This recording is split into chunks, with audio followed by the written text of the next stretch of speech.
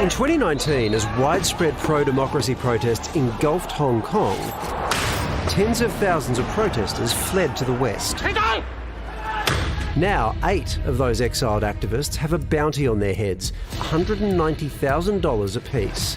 If they remain at large, they will always live in fear of being arrested and always be scared. Wanted by the Hong Kong police, they're accused of colluding with foreign forces. The only way out is to surrender themselves to us. The offence comes under the controversial national security law imposed by Beijing, critics say, to crush dissent. The 8 activists are based in the US, Canada, the UK and Australia. Former Hong Kong politician Ted Hui and Australian citizen and lawyer Kevin Yam taking refuge here. Kevin Yam and the others have long been engaging in anti-China activities aimed at destabilising Hong Kong. We'll continue to cooperate with China where we can, but we will disagree where we must. And we do disagree over human rights issues. He'll be pursued for the rest of his life. It means that he cannot safely travel to any country in the world that has an extradition treaty with either Hong Kong or China. It has a very real impact on his life. Yam has said he won't be silenced. The exiled activists united in their fight for freedom. Kevin Yam joins us now. Kevin, authorities in Hong Kong, they have said that they will pursue you for your life. So when you found out about this bounty on your head, how did you feel?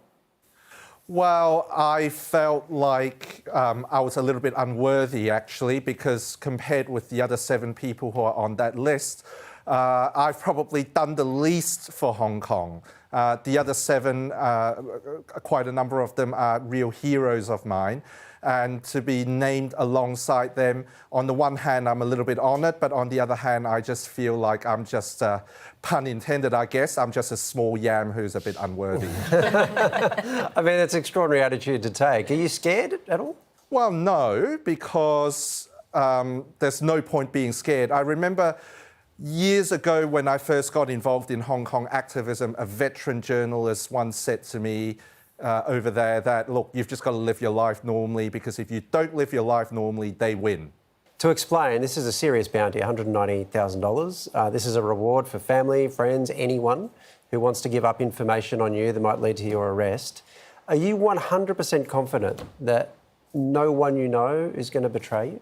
Well, I mean, the reality is once had been in public life in Hong Kong for as long as I had been, even though I was a minor figure, you kind of guess that the guys who are running after you know everything there is to know about you anyway. So what's left to betray? Kevin, you mentioned your time in Hong Kong activism. What exactly have you been accused of? Well, here's the funny thing. The things that I've been accused of are things that I did after I returned to Australia in the middle of last year. They're accusing me of what they call colluding with foreign forces.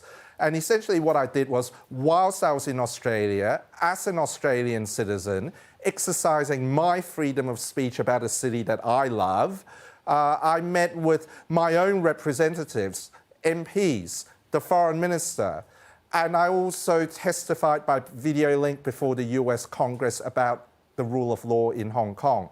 So I did all of that in Australia. In fact, as a Hong Kong activist, I retired, quote unquote, from that, so to speak, some years ago. So I hadn't been active for some years before I came back to Australia. So, Kevin, how might this warrant affect your life? I know you've said that you'll live your life really normally, but it will have an effect to some level. Well, I guess I've just got to be a bit more careful about staying in touch with certain friends that still live in Hong Kong. In recent days, I've left quite a number of chat groups and things like that. But apart from that, I don't see much that really changes, because I live here. I have no plans to go back to Hong Kong. Kevin, if you were arrested and you did have to go back to Hong Kong, though, do you know what your future would be like? The offence, quote unquote, that they mention in relation to me carries a potential life in prison. And one of the interesting things about the bounty that they've got over my head, it's that it's actually 10 times more than the bounty that they've got over a number of sex offenders on the run. So what they're saying is me as an Australian exercising my free speech rights is a more serious crime to them than sex offenders. Right, because presumably they're painting this as a national security thing, and so it's big in that way. Does that suggest that it actually really matters to the Chinese government to get one of you?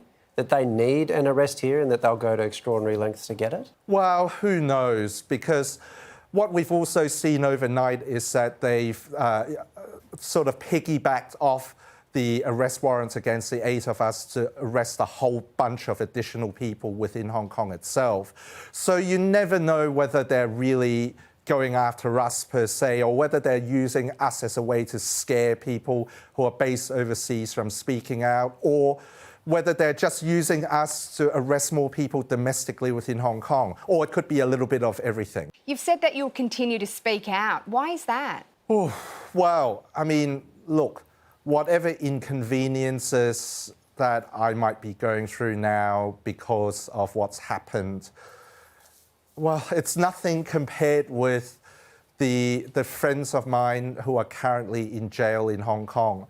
Some of them have been locked up for a number of years without having even been put on trial. And even if they're put on trial, the Hong Kong government officials have boasted about the fact that they've got a 100% conviction rate on national security cases. So my friends have been silenced by being sent to jail. I live in a free country. I have rights that I can exercise. I have a moral duty to speak up for them. Kevin, given everything that's happening with you right now, thank you very much for talking to us. Thank you.